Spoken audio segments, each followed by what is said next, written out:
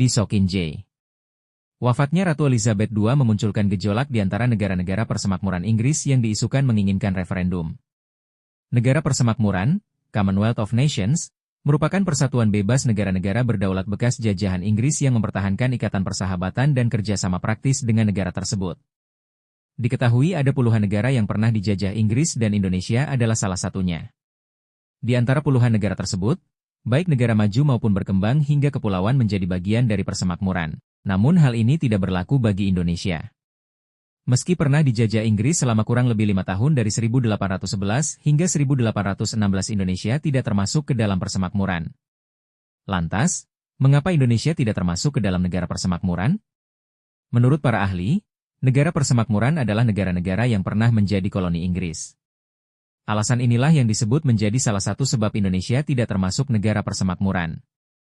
Indonesia memang pernah dijajah oleh Inggris, namun tidak menjadi koloni negara tersebut.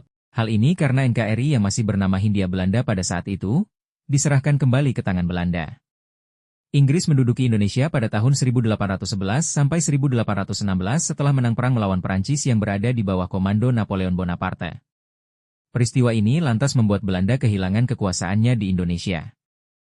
Asalnya pada masa itu Belanda berada di bawah kekuasaan Perancis, yang secara otomatis membuat wilayah jajahannya turut di bawah kontrol negara Perancis. Setelah kepergian Belanda, Inggris datang ke tanah air dengan mengirimkan Stamford Raffles sebagai Letnan Gubernur Jawa, sebelum kemudian dipromosikan sebagai Gubernur Sumatera.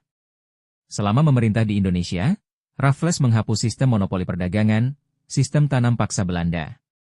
Kemudian mengubahnya menjadi lebih adil dengan sistem sewa tanah dan pembagian skema wilayah Pulau Jawa. Penjajahan Inggris di Indonesia sendiri berlangsung selama 5 tahun. Selanjutnya, Inggris menyerahkan kembali Hindia Belanda kepada Belanda yang telah merdeka dari Perancis. Penyerahan tersebut terjadi pada 1814 ketika Inggris dan Belanda mengadakan pertemuan di London dan menghasilkan kesepakatan Konvensi London. Dalam konvensi tersebut, Inggris bersedia untuk menyerahkan kembali Hindia Belanda kepada Belanda. Setelahnya, penjajahan Belanda atas Indonesia kembali selama beberapa tahun, yang berakhir dengan Indonesia berhasil memperoleh kemerdekaan. Dengan kata lain, pada masa itu Indonesia tidak merdeka dari Inggris melainkan merdeka dari Belanda. Selain itu, kemerdekaan Indonesia juga tidak diperoleh dari hasil pemberian Inggris ataupun negara lain, tetapi dari hasil perjuangan bangsa Indonesia sendiri.